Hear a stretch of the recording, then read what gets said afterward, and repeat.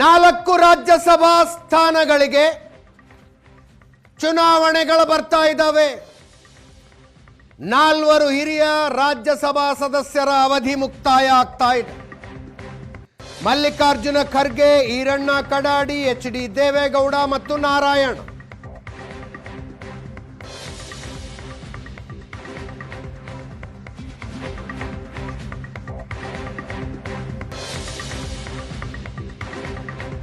ನಾಲ್ಕು ಸ್ಥಾನಗಳ ಪೈಕಿ ಶಾಸಕರಗಳ ಸಂಖ್ಯೆಯ ಲೆಕ್ಕಾಚಾರದ ಮೇಲೆ ಕಾಂಗ್ರೆಸ್ಸಿಗೆ 3 ಸ್ಥಾನಗಳು ಸಿಗ್ತವೆ.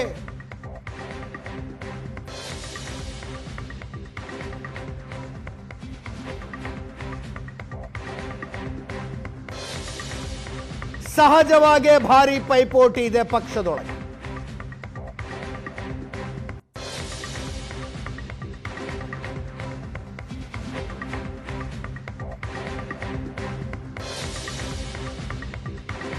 ಮಲ್ಲಿಕಾರ್ಜುನ ಖರ್ಗೆ ಅವರು ಮತ್ತೊಮ್ಮೆ ಸದಸ್ಯರಾಗೋದು ಬಹುತೇಕ ಫಿಕ್ಸ್ ಇದೆ. AICC ಅಧ್ಯಕ್ಷ ಸ್ಥಾನ ಇದೆ ಅವರ ಹೆಗಲ ಮೇಲೆ. ರಾಜ್ಯಸಭೆಯಲ್ಲಿ ವಿಪಕ್ಷದ ನಾಯಕರವರು.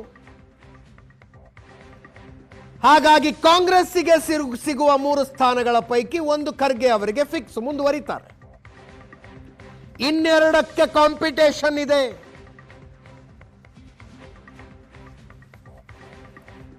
DK ಸುರೇಶ್ ಅವರು ರಾಜ್ಯಸಭಾ ಸದಸ್ಯರಾಗ್ತಾರಾ?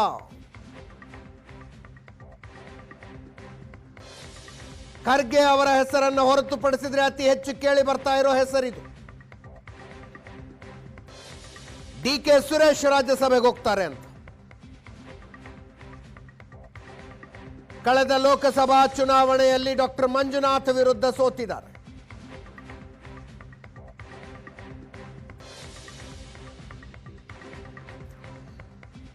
ರಾಷ್ಟ್ರೀಯ ಯುವ ಕಾಂಗ್ರೆಸ್ಸಿನ ಮಾಜಿ ಅಧ್ಯಕ್ಷ BV ಶ್ರೀನಿವಾಸ್ ಹೆಸರು ಕೂಡ ಇದೆ. ಇನ್ನೊಂದು ಕಡೆ ಮೋಹನ್ ಕಾತರ್ಕಿ, ಅಂಜಲಿ ನಿಂಬಾಳ್ಕರ್, ಎಲ್ ಹನುಮಂತಯ್ಯ, ಮನ್ಸೂರ್ ಅಲಿ ಖಾನ್, ರಾಜೀವ್ ಗೌಡ, ಅನೇಕ ಹೆಸರುಗಳು ಸ್ಪರ್ಧೆಯಲ್ಲಿ ಕೇಳಿ ಬರ್ತಾ ಇದ್ದಾವೆ.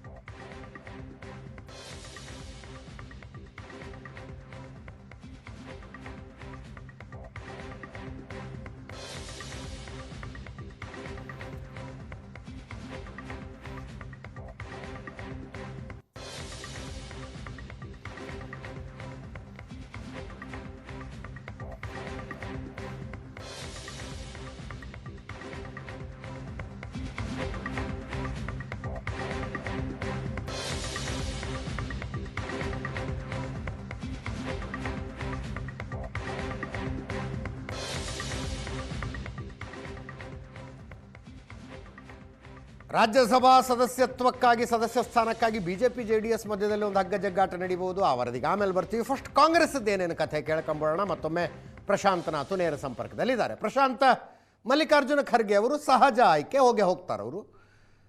DK Suresh last time Channapatna ಉಪಚುನಾವಣೆಯಲ್ಲೂ ಬಹಳ ಹೆಸರು ಜೋರಾಗಿ ಕೇಳಿ ಬಂತು. ಅವರೊಂದು ಮಾತು ಹೇಳಿದ್ರು ಅಂತ ಅನ್ಕೊಂಡ್ವಿ. ಮುಖ್ಯವಾಗಿ ಪಡೆಯಬೇಕಾಗಿದ್ದು ಬೇರೆ ಇದೆ, ಮಧ್ಯೆ ಆಚೆ ಈಚೆ ಗಮನ ಹರಿಸೋದು ಬೇಡ ಅಂದಿದ್ರು ಅಂತ. ಈಗ ರಾಜ್ಯಸಭಾ ಕಡೆ ಗಮನ ಹರಿಸ್ತಾರಾ? ಇದು ನೋಡಿ, 3 ಸೀಟ್ ಬರ್ತವೆ. ಒಂದು ಮಲ್ಲಿಕಾರ್ಜುನ್ ಖರ್ಗೆ ಅವ್ರದ್ದು ಫಿಕ್ಸ್ ಅನಿಸುತ್ತೆ. ಕಾಂಗ್ರೆಸ್ ಹೈಕಮಾಂಡ್ ಯಾರ್ದಾದ್ರೂ ಹೆಸರನ್ನು, ಅಂದರೆ ಮಲ್ಲಿಕಾರ್ಜುನ್ ಖರ್ಗೆ ಅವರೇ AICC ಹೈಕಮಾಂಡ್ ಅಧ್ಯಕ್ಷರಾಗಿರೋದ್ರಿಂದ ಮತ್ತೊಂದು ಹೆಸರನ್ನು ಕಳಿಸ್ಲಿಕ್ಕಿಲ್ಲ ಅವರು. ಅದರ್ವೈಸ್ ಯೂಶುವಲಿ ಏನಿರುತ್ತೆ, 2-3 ಸೀಟ್ ಇದ್ದಾಗ 1 ಸೀಟ್ ದಿಲ್ಲಿಯಿಂದ ಬೇಕು ಅಂತಾರೆ. ಕರೆಕ್ಟ್. ಬಟ್ ಈ ಬಾರಿ ಮಲ್ಲಿಕಾರ್ಜುನ್ ಖರ್ಗೆ ಅವರ ಹೆಸರು ಇರೋದ್ರಿಂದ 1 ಸೀಟ್ ಬರುತ್ತೆ.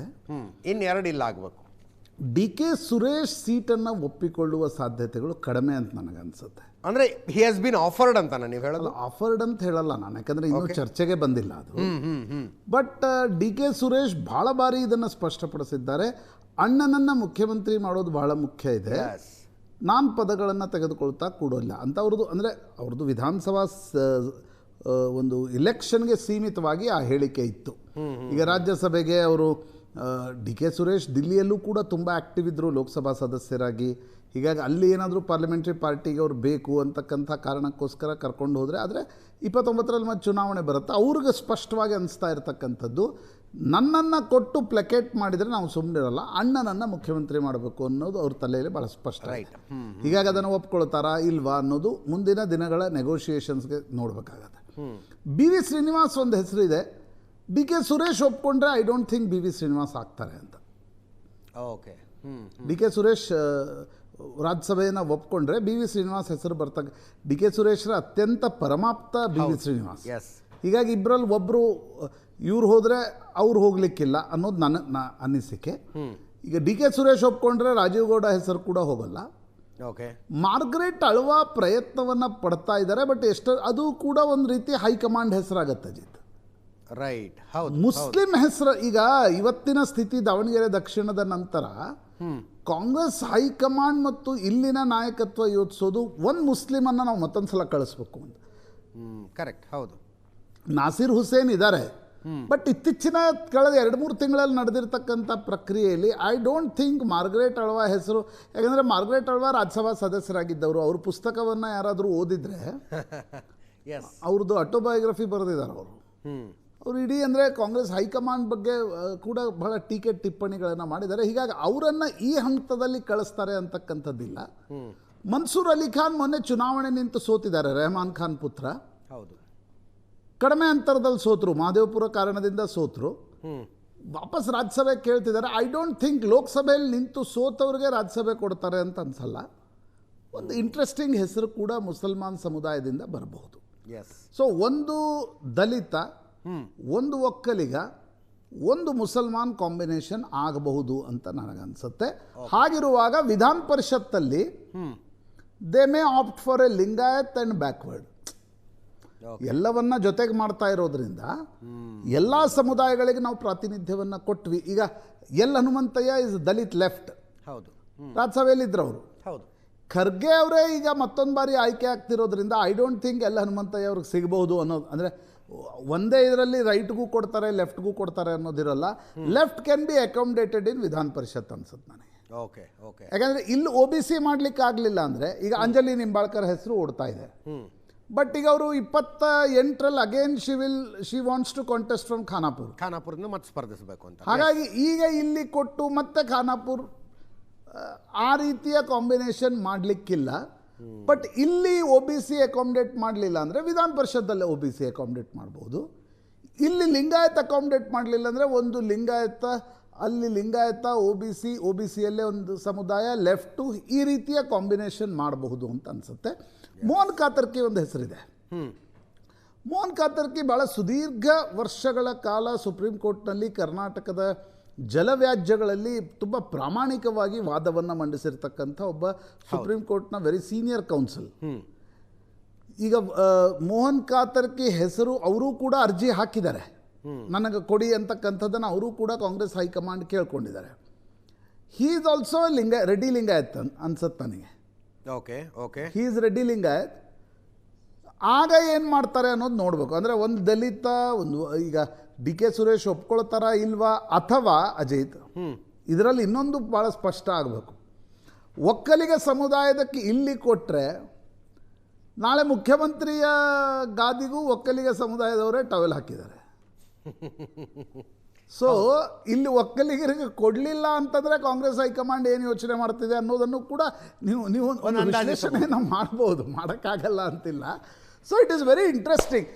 ನನ್ನ ಪ್ರಕಾರ ಡಿ ಕೆ ಸುರೇಶ್ ಅವರು ಬೇಡ ಅಂತಾರೆ. ಅಕಸ್ಮಾತ್ ಅವರು ಆಸಕ್ತಿ ತೋರಿಸಿದ್ರೆ ನಥಿಂಗ್ ಲೈಕ್ ದಟ್, ಬೇರೆ ಹೆಸರು ಬರೋದೇ ಇಲ್ಲ ಒಂದು ಸ್ಥಾನಕ್ಕೆ ಅಂತ.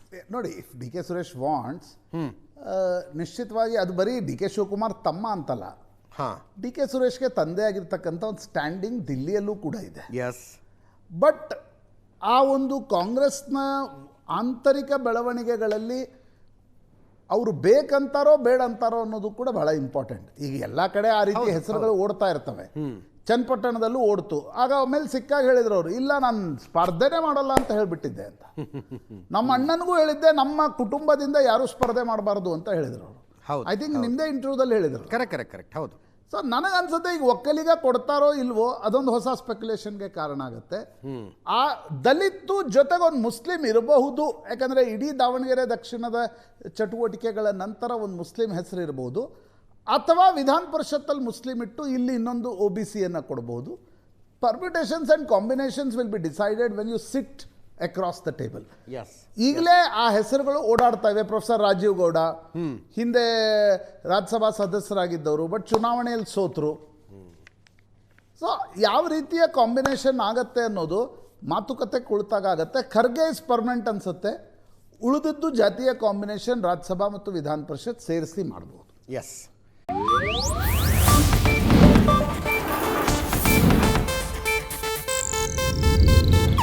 ಇದು ಏಷ್ಯಾನೆಟ್ ನ್ಯೂಸ್ ನೆಟ್ವರ್ಕ್ ಪ್ರಸ್ತುತಿ.